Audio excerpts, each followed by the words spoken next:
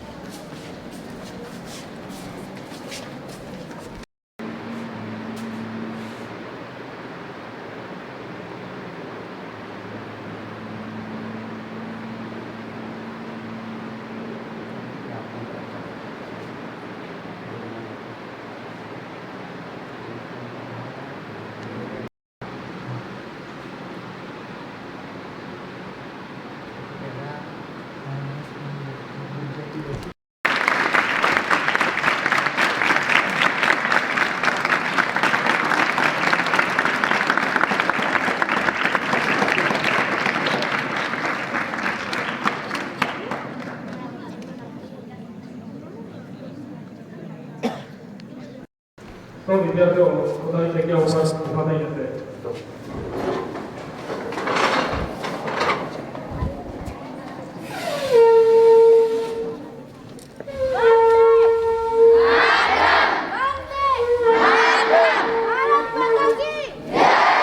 भारत माता की बोलो वंदे वंदे भारत माता की भारत माता की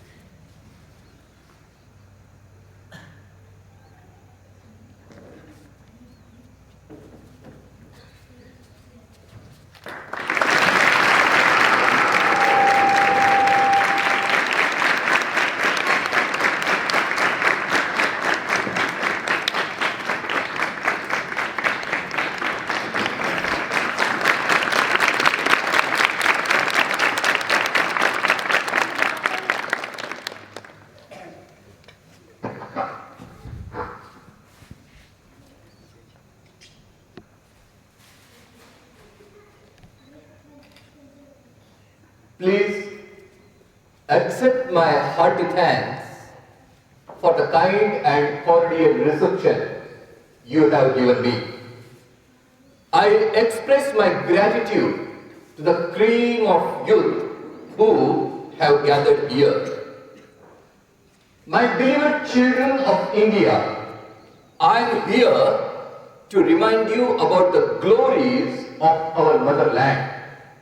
If there is any land on this earth that can lay claim to be the blessed Punya Bhumi, to be the land to which all souls on this earth must come to account for their karmas, to be the land to which every soul wending its way Godward must come to attain its last home, to be the land where humanity has attained its highest towards gentleness, towards generosity, towards purity, towards calmness, and above all, the land of introspection and spirituality. It is India. I repeat, it is India alone. Do you feel? Do you feel, my fellow countrymen? Do you feel that millions and millions of descendants of the gods and the sages have become next door neighbors to brutes? Do you feel that millions are starving today? Do you feel that ignorance has come over the land as a dark cloud? Does it make you restless? Does it make you sleepless? Have you forgotten all about your name, your fame, your wives, your children, your property, even your own bodies? Have you done that? Have you done that? That is the first step to become a patriot. The very first step. You can take your seat. You can take your seat. Friends, once I was asked by an English friend on the eve of my departure from Europe, Swami, how do you like now your motherland? After 4 years' experience of the glorious, luxurious, powerful West, how do you like now your motherland? I could only answer, India. India I loved before I came away. Now the very dust of India has become holy to me. The very air is now to me holy. It is now the holy land, the place of pilgrimage, the Tirtha Kshetra.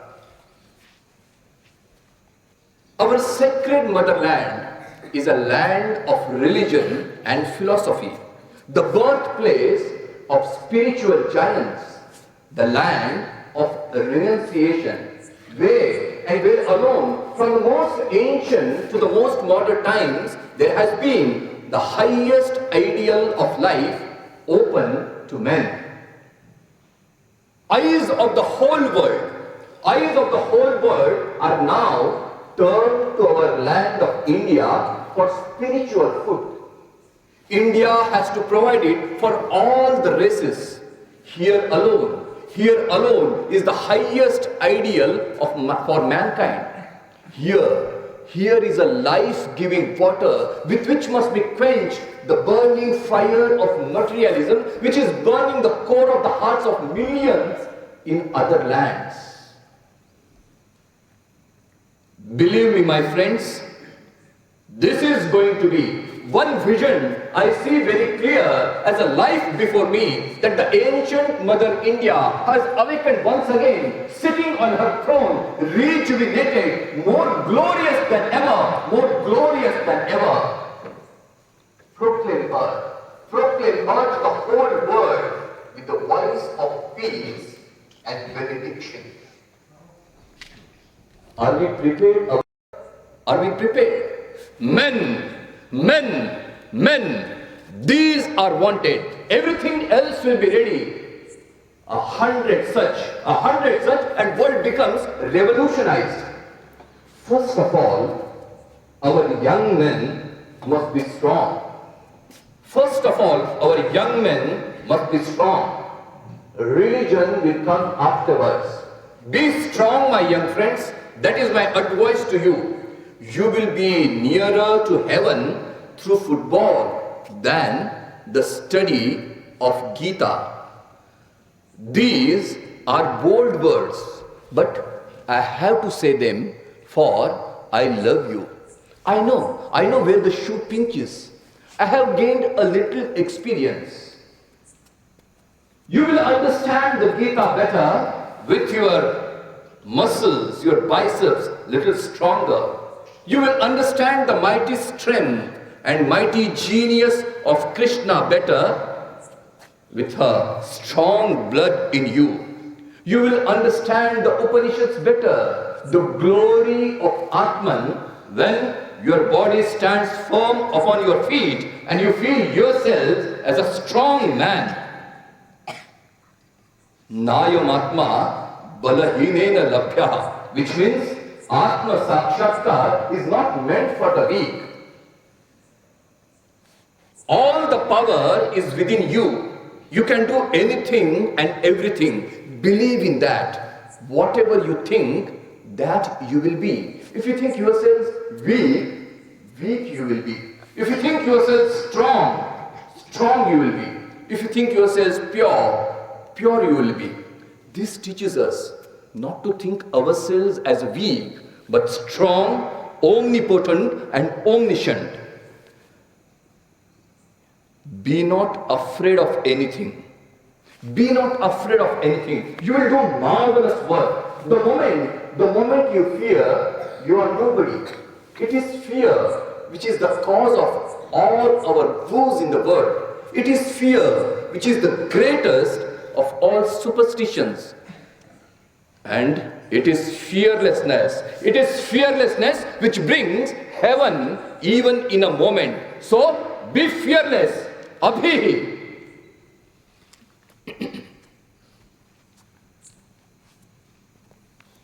Yes, the older I grow, the more everything seems to me in manliness. This is my new gospel. So, teach everyone his real nature. Call upon the sleeping soul and see how it awakes. Power will come, glory will come, goodness will come, everything that is excellent will come once this sleeping soul is rose to self-conscious activity. Be bold, be strong, take the whole responsibility on your own shoulders and know that you are creator of your own destiny. You are the creator of your own destiny. So, be a hero. Be a hero. The earth is enjoyed by heroes. This is unfailing truth. So, be a hero. Always say, I have no fear. Always say, I have no fear. Uttishtata, Jagrata, Prapya Varan, Nibodhata. Bolo Bharat Mata ki Jai! Bolo Bharat Mata ki Jai!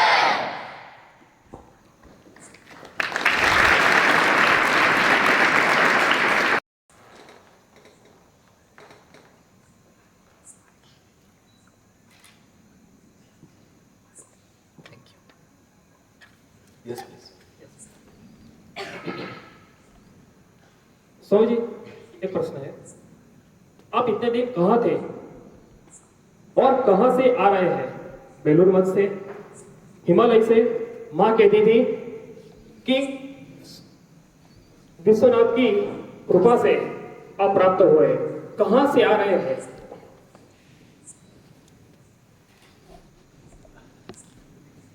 मैं न कहीं से आने वाला हूँ, न कहीं जाने वाला हूँ।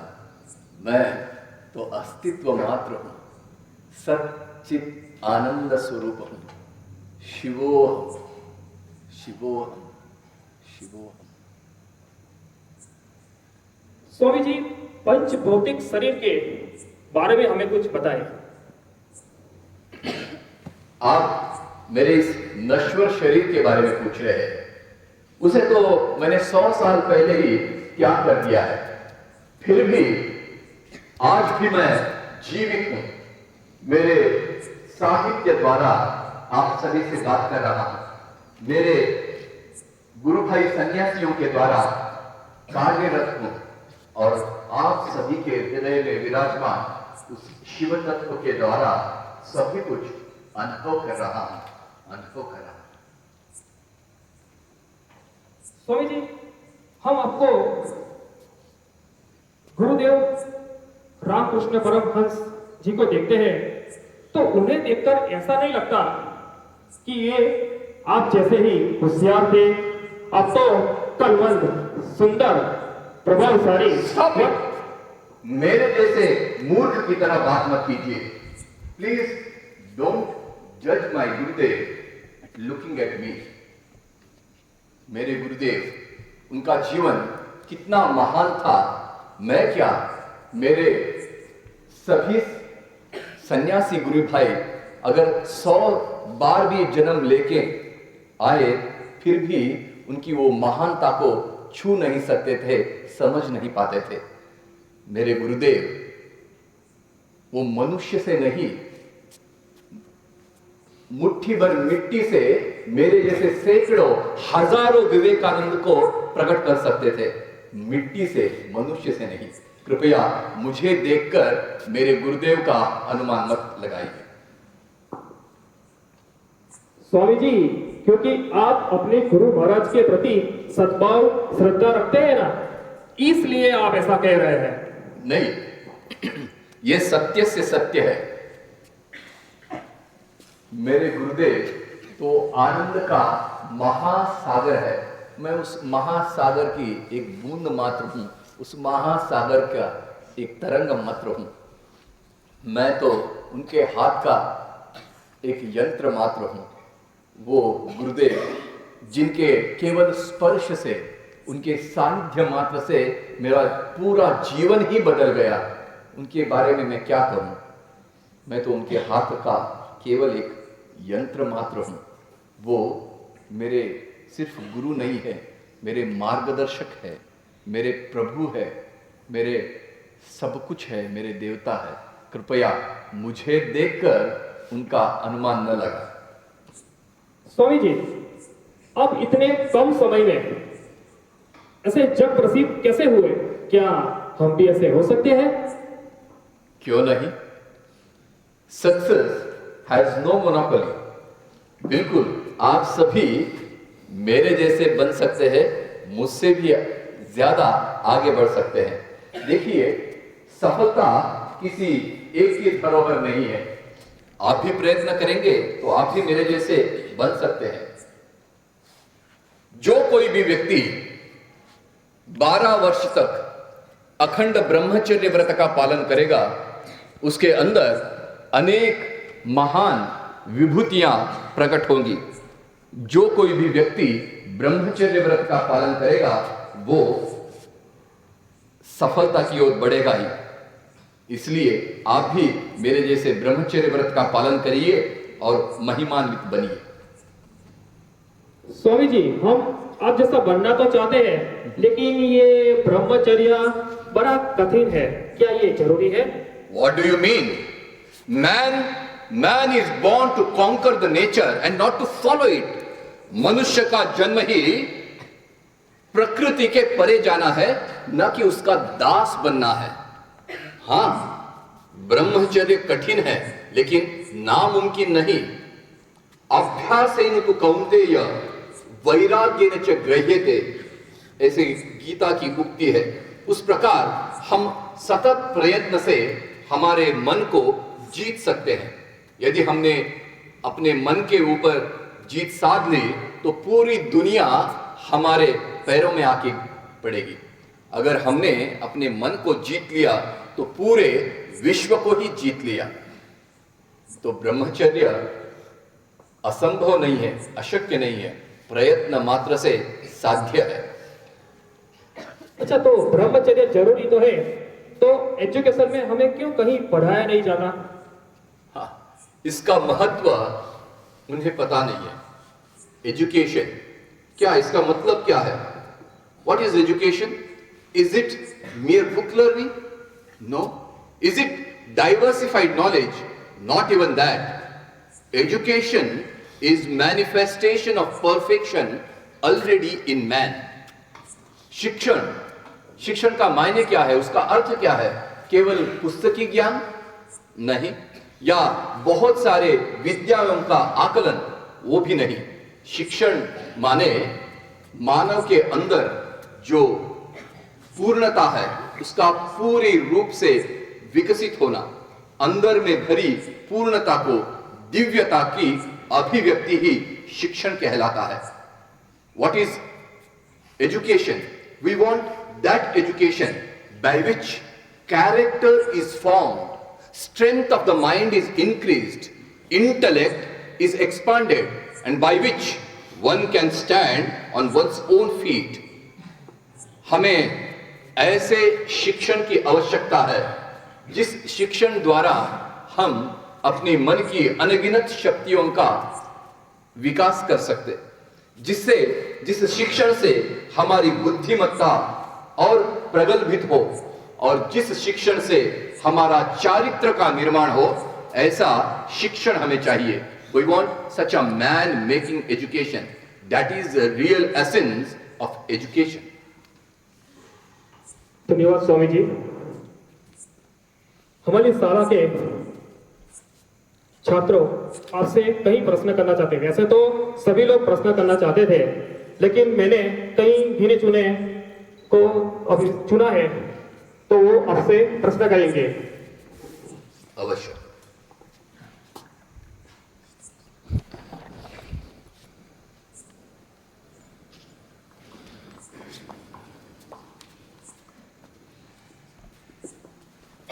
स्वामी जी प्रणाम।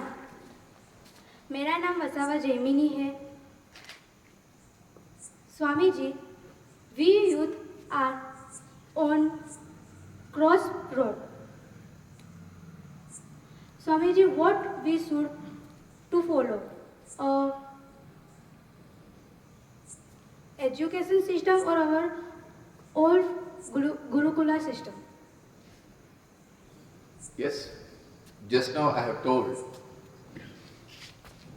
I will repeat your question for the benefit of others. What should we follow? The modern educational system that is of Western country or our own Gurukula system? I think we should have both, combination of both. Western scientific temperament coupled with Indian philosophy, that is Vedanta, and Brahmacharya as a guiding motto. What else we require is Atma Shraddha, belief in oneself that I can do anything and everything. Have that kind of a confidence. That is what is most needed nowadays. Thank you, Swami ji.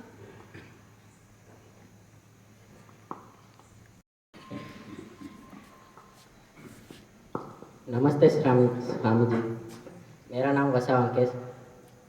Swami ji, मैंने सुना है कि आप जब America से भारत जहाज में लौट रहे थे, तब जहाज में दो विदेशियों ने भारत के बारे में कुछ उल्टा सीधा कहा, तो तब आपने उस पर गुस्सा होकर उनको कलर पकड़कर समुद्र में फेंकने के तैयार हुए। क्या स्वामी जी ये सच है? हाँ, बिल्कुल सच है, सही सुना। क्या स्वामी जी ये सच है? ये मुझे उचित नहीं लगा। क्यों उचित नहीं लगा?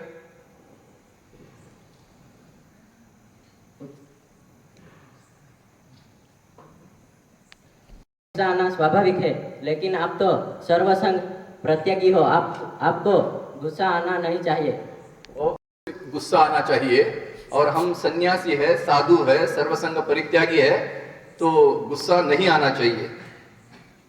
इनका प्रश्न आपको सही लगता है तो तालियां बजा सकते हैं। मित्र, मैं तुम्हारे प्रश्न का उत्तर बाद में दूंगा, लेकिन उससे पहले मुझे तुमसे एक सवाल पूछना है। पूछूं? देखो मित्र, अगर तुम्हारी बहन अथवा मां के प्रति किसी ने गलत नजरिए से देखा, उनकी ओर उचित हरकत नहीं की, तब तुम क्या करोगे उस वक्त? स्वामी जी यह क्या कह रहे हो? स्वामी जी, मेरी बहन या माँ के प्रति अगर किसी ने आंख उठाकर देखा तो मैं उसे यहीं जमीन में गाड़ दूंगा। मैंने भी तो वही किया।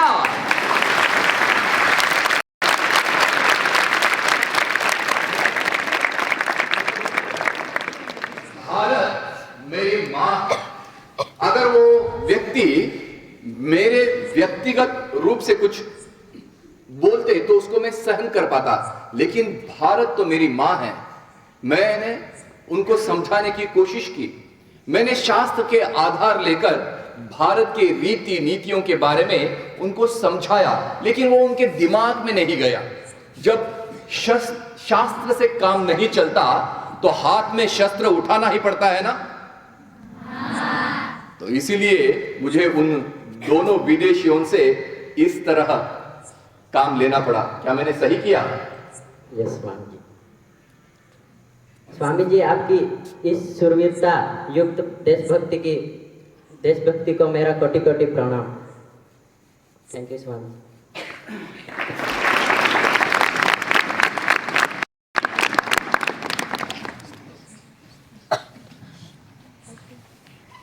Miss Kinjal, I have to one question. I want to become a successfully person in life. Can you tell me any shortcut or some mantra?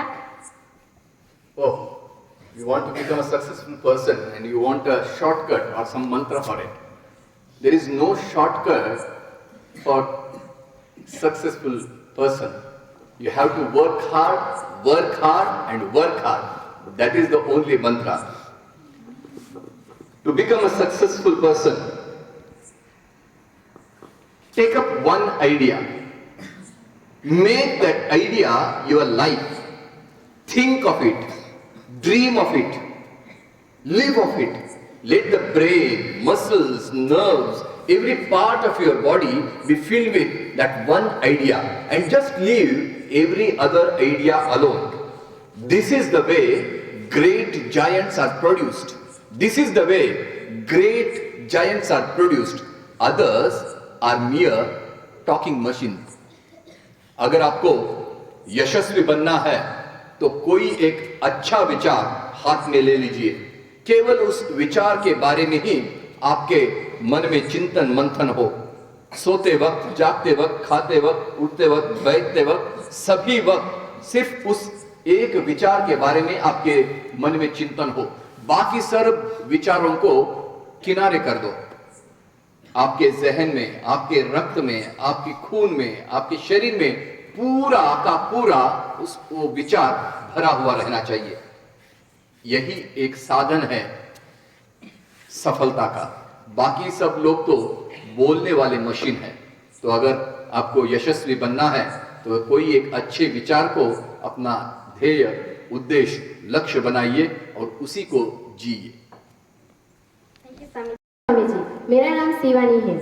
Swami ji, सबके मन में डर तो होता ही है, हम लड़कियों के मन में थोड़ा ज्यादा ही है। मुझे तो एग्जाम का नाम सुनते ही बुखार आ जाता है। एग्जाम जैसे छोटी छोटी सीढ़ियां ही नहीं चढ़ पा रही हूँ तो जीवन में भी बड़ा पर्वत कैसे चढ़ पाऊंगी? इस भय से मुक्ति कैसे पाऊं? मार्गदर्शन दीजिए। ये तो एकदम एक्सप्रेस जैसा सवाल हो गया। समझ में आया उनका सवाल? सभी को डर होता है, तो ये डर से छुटकारा कैसे पाए? मुझे नहीं लगता कि शिवानी को कोई डर है।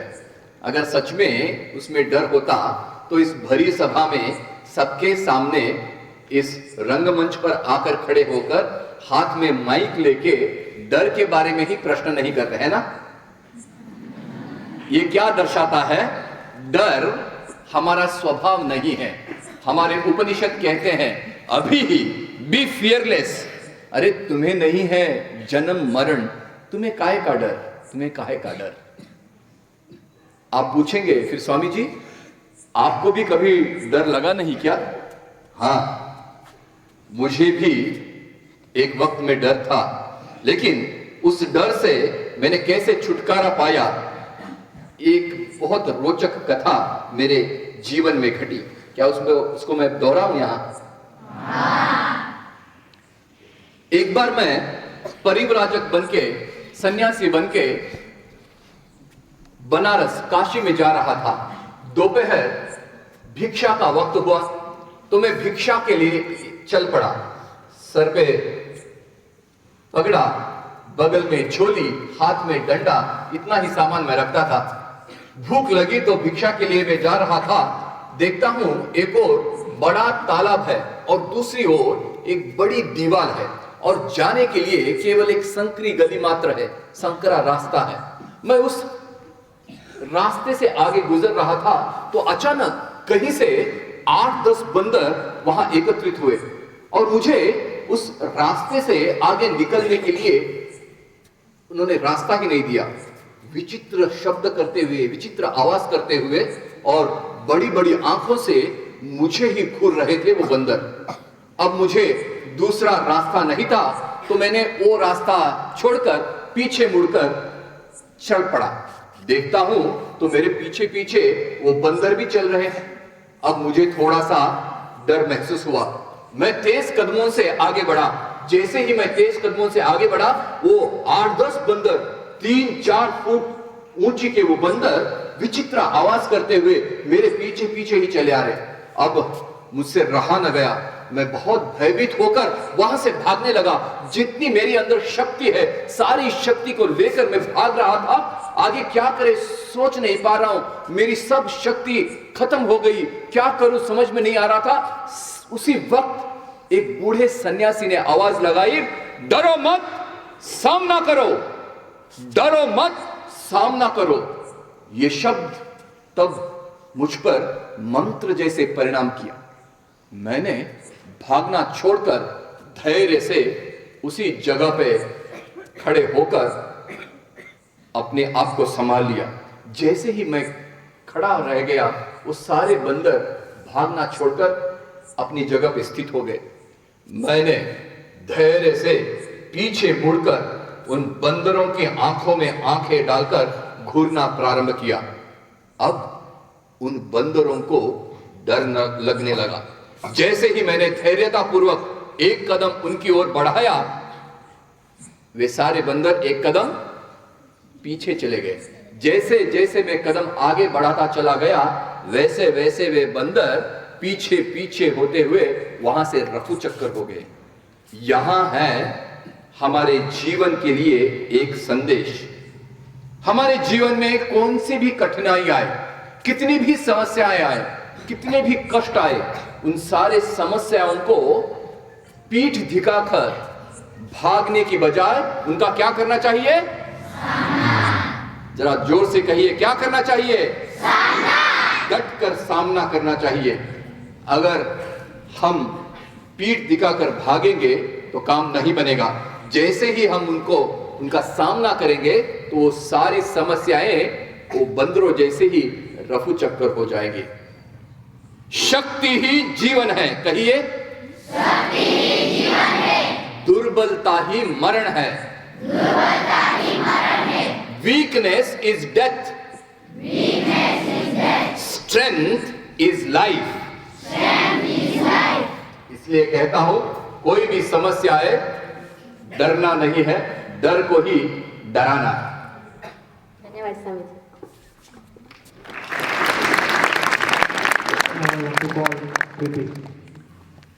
स्वामी जी प्रणाम। मेरा नाम प्रीति है। मेरा आपसे एक बहुत गंभीर सवाल है। स्वामी जी, अनेक युगों से महिलाओं की स्थिति बहुत गंभीर है। महिलाओं को पुरुषों के समान दर्जा नहीं मिला। हम सीता जी के समय से देखते आ रहे हैं कि महिलाएं पीड़ित है। क्या स्वामी जी इस 21वीं सदी में भी महिलाओं को, हम सब महिलाओं को इन सब पुरुषों के समकक्ष दर्जा यानी स्टेटस क्या मिल पाएगा? आप क्या कहते हैं?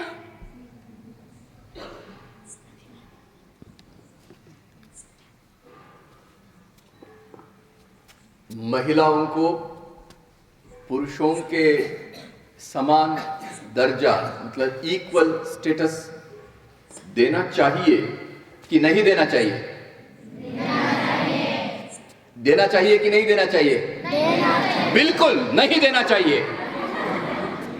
अगर ऐसा होगा तो वो बड़ा आघात होगा, बहुत बड़ा प्रघात होगा। We should not go against the nature. हमें प्रकृति के विरुद्ध जाने का कोई हक नहीं बनता है। अगर महिलाओं को पुरुषों के साथ इक्वल स्टेटस, समान दर्जा मिल जाए तो एक बहुत ही बड़ा आघात होगा। It should not happen. आघात? बहुत बड़ा आघात स्वामी जी। मैं ये नहीं मानती। मैं तो क्या, यहाँ बैठी हुई कोई भी महिला ये नहीं मानेंगी स्वामी जी। और हाँ, आप क्या कह रहे हैं? प्रकृति के विरुद्ध? प्रकृति के विरुद्ध ये कैसे हो सकता है?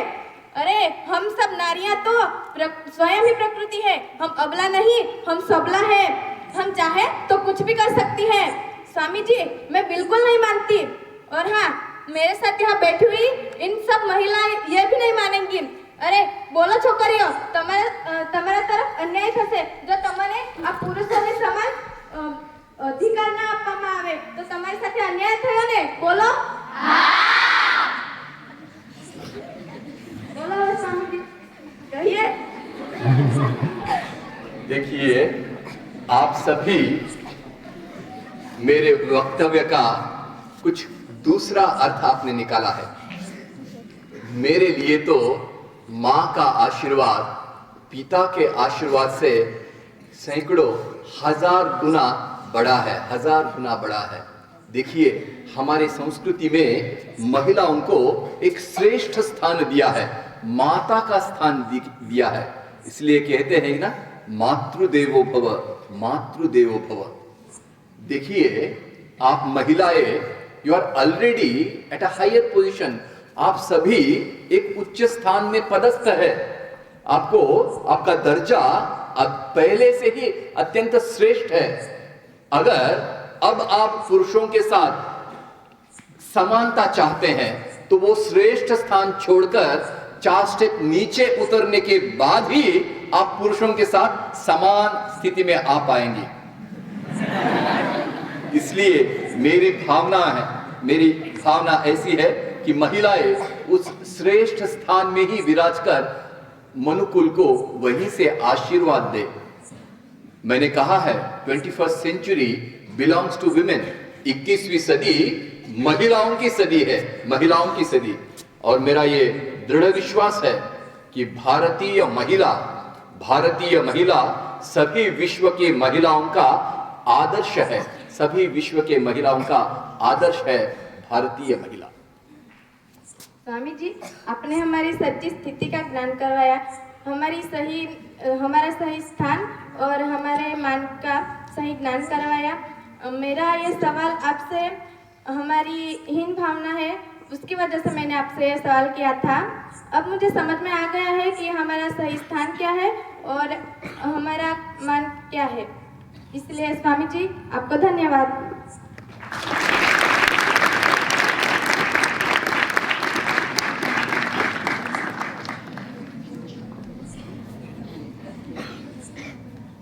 स्वामी जी नमस्ते। मुझे ध्यान करना बहुत अच्छा लगता है। आप मुझे ध्यान करना सिखाएंगे? हाँ, जरूर सिखाऊंगा। क्या तुम झूठ बोल सकते हो? नहीं।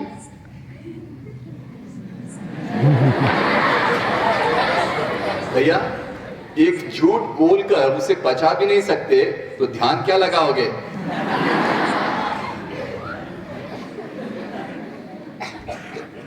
तो जाओ, पहले अपने शरीर को सुदृढ़ बनाओ। Strong mind in a strong body. तो पहले अपने आप को पहलवान बनवा। अगले साल जब मिलोगे तब ध्यान सिखाऊंगा।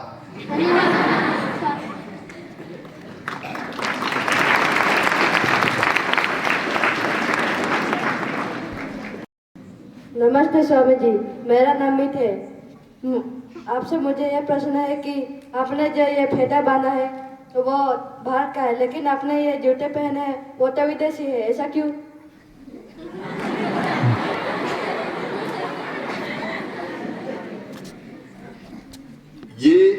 मेरे भारत की शान है, इसीलिए शिरोधार्य है, उसको मैंने अपने सिर पे स्थान दिया है। ये तो अपने देश का नहीं है ना, इसलिए उसको पैरों में रखा है।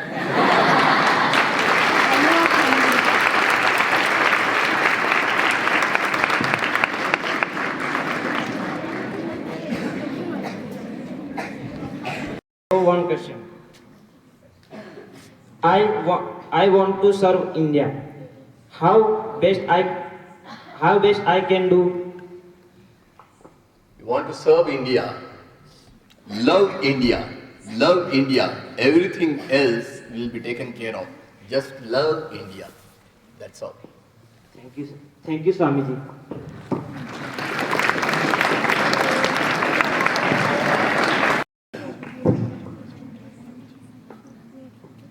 प्रणाम स्वामी जी, मेरा आपसे एक व्यक्तिगत प्रश्न है, क्या पूछूं? जरूर। क्या आपने भगवान को देखा है? स्वामी जी, मैं आपसे ही पूछ रहा हूँ, क्या ये प्रश्न पूछना सही है? आपने भी यही प्रश्न आपके गुरुदेव श्री कृष्ण परमहंस को पूछा था। हाँ, मैंने हमारे गुरुदेव की कृपा से भगवान को देखा है।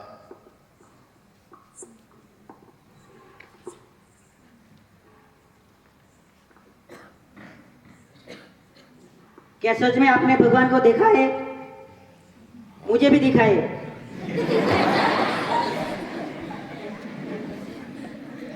मित्र,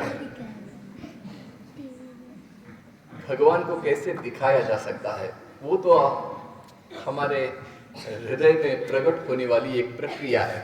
देखो मित्र, क्या तुमने घी को चखा है? घी? हाँ स्वामी जी। तो क्या तुम वो घी का स्वाद मुझे दिखा सकते हो? नहीं।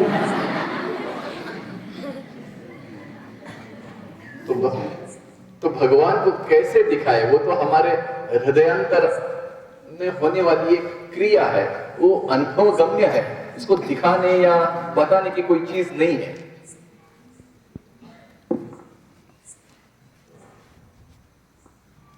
उसको बस महसूस किया जा सकता है, अनुभव किया जा सकता है। दूसरों के लिए दिखाना वो संभव नहीं है। क्या भाई, मैं बता चुका हूं, अगर भगवान को पाना है तो एक प्रक्रिया के तहत आपको रहना होता है, और वो जो भी है वो अपने अंदर होने वाली प्रक्रिया है। वो दूसरों को दिखाने वाली चीज नहीं है या बताने वाली चीज नहीं है, वो अपने अनुभव की बात है। मैं कह चुका हूं, इससे ज्यादा मैं कुछ बोल नहीं पाऊंगा। स्वामी जी, लंबी चौड़ी बातें मत करो। अगर आपने भगवान को देखा है, हाँ या ना कहो। ओहो, मतलब भगवान को मैंने देखा है तो तुमको भी दिखाना ही पड़ेगा? हाँ स्वामी जी।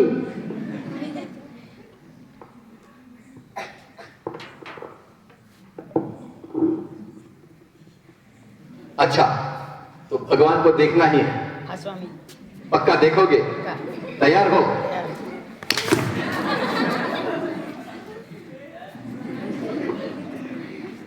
एक स्वामी जी, भगवान को देखा है बोलकर मार दिया। मित्र, क्या हुआ? दर्द हो रहा है। क्या हो रहा है? दर्द हो रहा है। अच्छा, दर्द हो रहा है। मित्र, क्या वो दर्द तुम मुझे दिखा सकते हो कि उसका रंग क्या है, रूप क्या है, उसका स्मेल क्या है? तुम क्या दिखा सकते हो मुझे? नहीं स्वामी जी, ये मुझे महसूस हो रहा है। हाँ, यहाँ है तुम्हारे प्रश्न का उत्तर।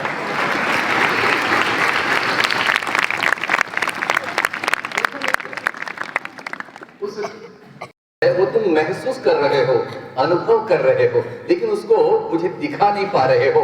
उसी तरह भगवत साक्षात्कार का अनुभव हमारे हृदय में होने वाली एक अवस्था है, प्रक्रिया है।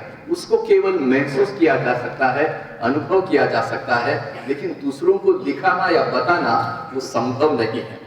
मित्र, तुम्हारे प्रश्न का सही जवाब मिल गया?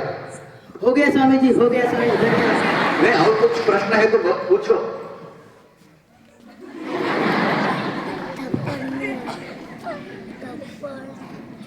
मेरा नाम एलिशा। मेरा आपसे एक प्रश्न है। आप सिर्फ एक झोली और गीता लेकर परिव्राजक सन्यासी बनकर सारे भारत देश में भ्रमण करते हैं। हम तो बिना पैसे के कहीं जा ही नहीं पाते। ये आपने कैसे साध्य किया? वसुधैव कुटुंबकम, सभी भूमि गोपाल की, जहां भी जाओ सभी अपने हैं। आत्मवत सर्वभूतेषु यः पश्यति स पश्यति। शास्त्र कहता है कि मुझ पर मेरा जितना प्रेम है वैसे सभी के ऊपर आप प्रेम दर्शाओगे तो सभी के अंदर उस विराजमान भगवान आपकी सेवा करेंगे ही, आपका सब कुछ आपको प्रोवाइड करेंगे। वैसे ही उसी के उस भगवत तत्व के ऊपर निर्भर होकर, निर्भय होकर, निश्चिंत होकर जब मैं चला तो सभी लोग अपने ही हैं, मेरे ही है। और एक सन्यासी को ज्यादा क्या चाहिए? 2 रोटी, करतल भिक्षा तरुतल वासा, और दूसरा क्या चाहिए? और भगवान से मिला, इसके अलावा और उसकी आवश्यकता भी कम होती है। इसलिए जब उस भगवत तत्व पर निर्भर होकर, निर्धारित होकर कोई भी व्यक्ति निकलता है तो उसके लिए सब कुछ आसान ही है, कुछ कठिन बात नहीं है। धन्यवाद स्वामी जी। नमस्कार स्वामी जी, मेरा नाम नितिन है। मेरा भी यह प्रश्न है कि आप भगवा वस्त्र क्यों पहनते हैं? क्योंकि तुम नहीं पहनते इसलिए। अच्छा, भगवा वस्त्र का महत्व हमारे शास्त्र में कहा गया है। भगवा रंग अग्नि का द्योतक है, प्रतीक है। अगर कोई सन्यासी दूर से जा रहा है तो हम देखते हैं कि वहां की कोई अग्नि जल रही है। कोई भी व्यक्ति जो संन्यास्त होता है, जो सन्यासी के संस्कार होते हैं, तभी उसने अपने अंदर की मोह, माया, ममता, अहंकार, इसका सब खात्मा, ज्वलन किया होता है। उसी सबको उसने जला दिया होता है और उसी का प्रतीक है भगवा रंग। इसलिए वो भगवे वस्त्र का परिधान करता है। मैंने भी संन्यास लिया है अपने गुरुदेव के नाम से, इसलिए मैं भी भगवा वस्त्र ही पहनता हूँ। Thank you Swami ji. प्रणाम स्वामी जी, मेरा नाम दिव्या है। आप हिमालय चढ़े थे तो आपके रास्ते में कोई अड़चन आई थी? हाँ, हिमालय में बहुत घूमा हूं और वहां पे विविध अनुभव भी हुए हैं। क्या बताओ और कहां से शुरू करूं? एक रोचक कथा है। मुझे एक सन्यासी मिले, उन्होंने एक कथा कही। एक पवहारी बाबा करके एक सन्यासी थे, तो उनका काम था भजन करना, भगवत भजन करना और आनंद से रहना। छोटी एक कुटिया थी, उनका नाम पवहारी बाबा, पव मतलब पवन, और वही उनका आहार था। और अपनी कुटिया में मस्त में भजन करते थे। जो लोग आते थे उनके लिए कुछ पकाते थे और खिलाते थे और मस्त रहो मस्ती में ऐसे हरफन मौला थे। तो उनके कुटिया में एक दिन एक चोर घुस आया। उस चोर ने देखा कि वहां पे कुछ चावल का बोरा पड़ा है। उसने अपने पीठ पे लिया, वहां पे कुछ लकड़ियां थी, उसको उठाई और धीरे से एक पात्र था उसको ले लिया। जैसे वो ले रहा था तो उसके हाथ से गिर गया और पवहारी बाबा जाग गए। जैसे ही उस पवहारी बाबा जागे, ये चोर वहां से भाग निकला। इतने जोर से भागा, लेकिन ये पवहारी बाबा, पहले ही उनका ऐसा शरीर था, उस चोर से भी बहुत ज्यादा आगे भागे और उस चोर को थमा दिया और अपने हाथ में एक घी का डब्बा था, उस चोर के हाथ में देकर प्रणाम पूर्वक बोला, हे भगवान, आप सिर्फ चावल ही ले जा रहे हो, ये घी का डब्बा भी आपको समर्पित करता हूं करके प्रणाम पूर्वक बोले। तो उस चोर को इतना मन को लगा, वो अंदर से हिल गया और उसने वहीं पे साष्टांग दंडवत करके चोरी करना छोड़ दिया। ये कहानी एक सन्यासी ने स्वामी मतलब मुझे बताई और मैंने प्रश्न किया, आगे क्या हुआ उस चोर का? अरे तुम्हें पता नहीं, वो पवारी बाबा आपको मिले थे ना, उन्होंने नहीं बताया। अरे नहीं बताया। फिर मैंने पूछा फिर क्या हुआ उस चोर का? अरे वो चोर आगे निकलकर सन्यासी बन गया, उनके चरणों में उसने जीवन समर्पित किया, साधना करके वो बड़ा सन्यासी बन गया है। तो मैंने पूछा तुम्हें किसने बताया कि वो चोर था और बाद में सन्यासी बन गया? तो धीरे से उस जो सन्यासी को मैंने प्रश्न किया, मेरे कान में कहा, स्वामी जी वो चोर मैं ही हूं। ऐसे बहुत सारे प्रसंग घटे। एक बार मैं हिमालय में घूम रहा था भिक्षा के लिए, देख रहा हूं वहां पे इतनी गरीबी है, कुछ ज्यादा उगता नहीं है, उन लोगों के पास ही खाने के लिए अनाज नहीं है, तो मुझ जैसे सन्यासी को कितने दिन तक भिक्षा देंगे? तो मुझे जिगुप्सा हुई मेरे जीवन पे, और मैंने निश्चय किया कि आज नहीं जाऊंगा भिक्षा देने के लिए, चाहे कुछ भी हो मैं नहीं जाऊंगा उनके पास भिक्षा लेने के लिए। तो मैंने ये निर्धार करके एक बड़े पत्थर पे जाके आसन लगा के बैठ गया। भूख तो जोर से लगी थी, क्या करूं सोच रहा था। उतने में एक बाघ वहां आया। मैंने देखा चलो भगवान की यही इच्छा है, मुझे तो भिक्षा नहीं मिल रही है, मेरा तो पेट भूखा है, लेकिन ये बेचारा बाघ वो भूखा होगा, इस शरीर को मैं उसके लिए छोड़ देता हूं, हम दोनों में से एक का तो पेट भर जाएगा। ऐसे सोचकर मैंने आंखें मूंद ली और इस शरीर को बाघ को समर्पित हो जाए ऐसे पद्मासन लगा के बैठ गया। 10 मिनट हुए, 15 मिनट हुए, कुछ हुआ ही नहीं। वो बाघ वहां से धीरे धीरे निकल गया। जब मैंने आंखें खोली क्या हुआ उस बाघ का, तो वो अपने आप निकल गया। ऐसे बहुत सारे घटनाएं हिमालय में घटी है। धन्यवाद स्वामी जी। अमेरिका से एक ईमेल आया है।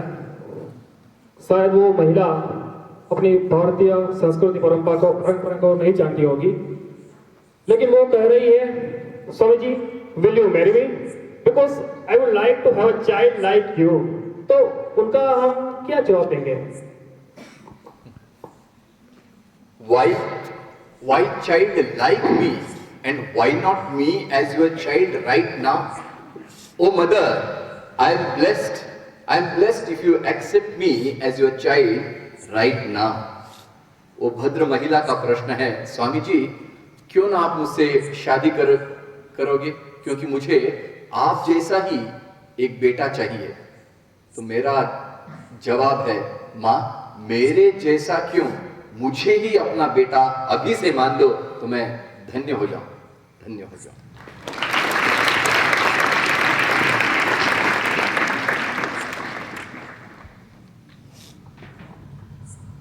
स्वामी जी आप कह रहे थे कि भारत पुनः अपनी गरिमा के साथ विश्व गुरु बनेगा, क्या यह सच होगा?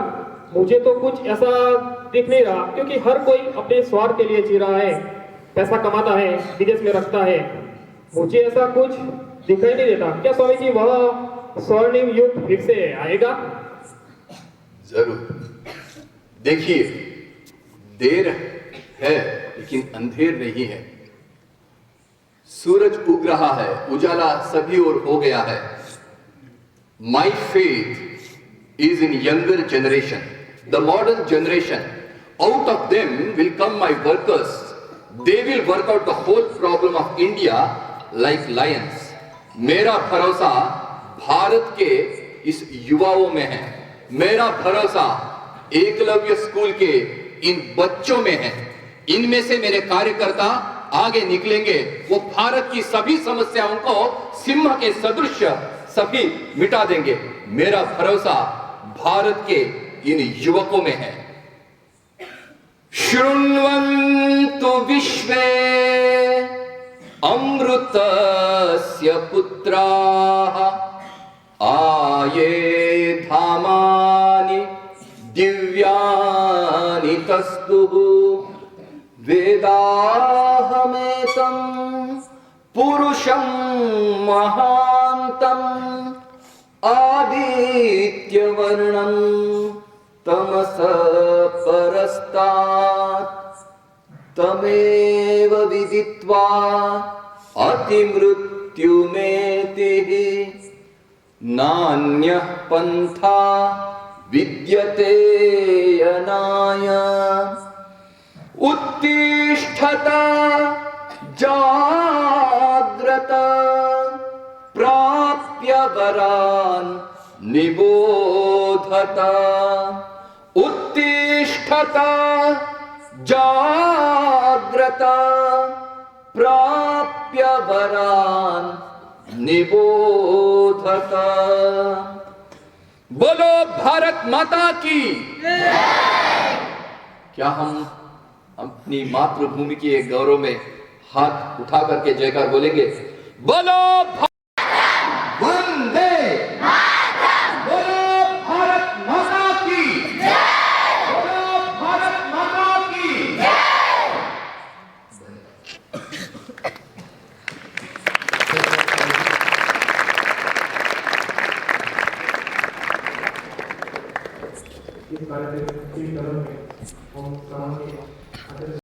और हमारे रोम रोम में जो अनुभूतियां प्रदान हुई उसका कोई शब्द नहीं। ये नाट्य प्रयोग नहीं था, स्वामी जी का स्वयं एक आविष्कार स्वामी कृष्णानंद के शरीर में। आपने देखा होगा कि स्वामी जी के मुखारविंद पे कितनी लालिमा थी। उसके सारे शरीर में रोम रोम में स्वामी विवेकानंद जी जैसे बोल रहे हैं इस आविर्भाव हुआ।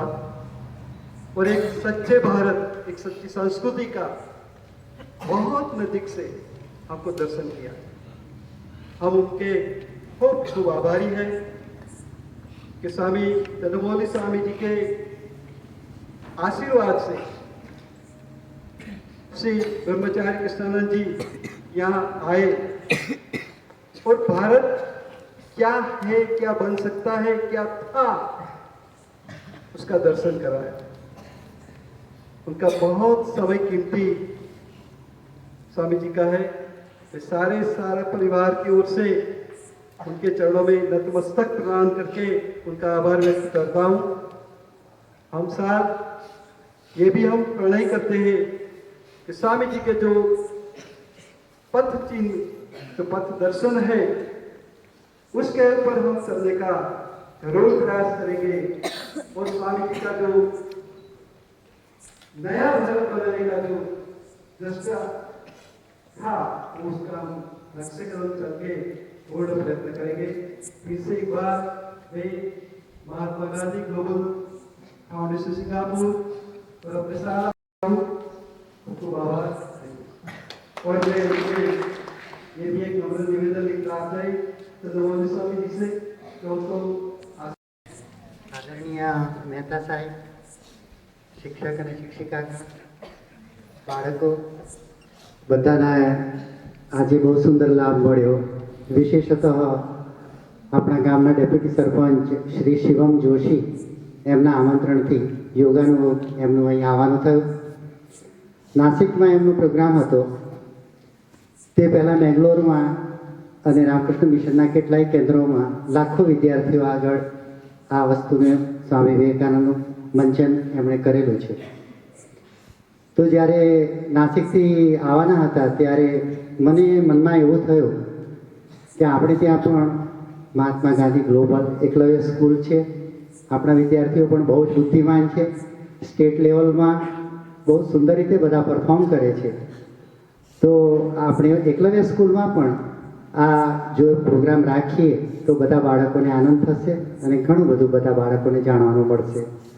એટલે પછી મેં મહેતા સાહેબને પૂછ્યું કે તમારા સ્કૂલના નિયમોમાં કંઈ એ વ્યવધાન ન હોય તો પછી હું કહું એમને કે તમે સ્વામી વિવેકાનંદનું પાત્ર ભજવવા માટેનો જે વેશ છે એ લઈને આવો। તેઓ નાસિકથી બહાર અમદાવાદ આવ્યા અને મેં કહ્યું હતું એ પ્રમાણે એ સ્વામી વિવેકાનંદનું જે બધા વસ્ત્રો તે લઈને આવ્યા। તમે બધાએ બહુ શાંતિપૂર્વક સુંદર રીતે આ પ્રોગ્રામને માણ્યો। વિદ્યાર્થીઓ અને વિદ્યાર્થીઓનું પરફોર્મન્સ અને ઇન્ટરેક્શન પણ એટલું જ એડમાયરેબલ હતું. તો બધા માટે હું પ્રાર્થના કરું છું કે આપણે સ્વામીજીએ જે ઉપદેશ આપ્યો એ ચરણચિહ્નોમાં એ રીતે આપણે આગળ વધીએ. ઉત્તિષ્ઠત જાગ્રત પ્રાપ્ય વરાણ નિબોધત ક્ષુરસ્ય ધારા નિષિતા દુરત્યા દુર્ગમ પતત કવિઓ વદંતી. આપણા વેદનો ઉપનિષદનો આ શ્લોક છે કે ઉઠો. હવે તમે તો કહેશો કે અમે તો ઉઠેલા જ છીએ, વળી પાછું ઉઠવાનું કહો છો. સ્પિરિટમાં, ચેતનમાં, આંતરિક ચેતનમાં તમે ઉઠો. જાગ્રત એટલે જાગ્રત થાવ. તમે કહેશો કે અમે તો જાગતા જ છીએ. ના, જાગ્રત મીન્સ તમે અવેર બનો, કોન્શિયસ બનો કે what you want to do that you will do. ઉત્તિષ્ઠત જાગ્રત પ્રાપ્ય વરાન નિબોધત. એ જે જ્ઞાન છે એને પ્રાપ્ત કરો. પરંતુ આ માર્ગ ક્ષુરસ્ય ધારા નિષિતા દુરત્યયા એટલે કે અસ્ત્રની ધાર ઉપર ચાલવા જેવો કઠિન માર્ગ છે. ક્ષુરસ્ય ધારા નિષિતા દુરત્યયા દુર્ગમ તત કવયો વદંતી. સંસ્કૃતમાં કવિ એટલે વિદ્વાન લોકોને કવિ કહે છે. તો કહે છે કે આ માર્ગ દુર્ગમ છે, પરંતુ જો તમારામાં વિલ પાવર હશે, ઈચ્છા શક્તિ હશે, તો સ્વામી વિવેકાનંદે જે રીતે આપણને ઉપદેશમાં કહ્યું કે તમે કંઈ પણ વસ્તુ અચીવ કરી શકશો જીવનમાં. અત્યારે તમારું એકેડેમિક કેરિયર છે, ત્યાર પછી જોબવાળું કેરિયર થશે, પછી હાઉસ હોલ્ડરનું લાઈફ થશે. એ બધા જ જીવનમાં જો તમે આ દ્રઢ ઈચ્છા શક્તિને જાળવી રાખશો તો જરૂર તમે જીવનમાં આગળ વધશો. અને આપણા ભારતીય પરંપરામાં જે ઋષિઓએ આપણને જ્ઞાન આપ્યું છે એના ચરણ ચિહ્નોમાં જો આપણે ચાલીશું, કારણ કે કહેવામાં આવ્યું છે મહાજનો યેન ગતસ પંથા. મહાપુરુષો જે રસ્તે ગયા છે તે રસ્તે એમના ચરણ ચિહ્નોમાં જો આપણે ચાલીશું તો જીવનમાં જે વસ્તુ પ્રાપ્ત ન કરી શકાય તેવી હોય તેને પણ પ્રાપ્ત કરી શકીશું. સ્વામી વિવેકાનંદના જીવનમાં આ જ થયું હતું. એ એમનો પ્રત્યક્ષ અનુભવ હતો અને એટલે જ મેં એમને વિનંતી કરી કે તમે તમારો પ્રત્યક્ષ અનુભવ વાસ્તવિક રીતે બાળકો સાથે શેર કરો. બાળકોને બહુ જ ગમશે અને બધાએ શાંતિપૂર્વક સુંદર રીતે આ પ્રસંગને માણે એ બદલ બધાને અનેક ધન્યવાદ. નર્મદે હર.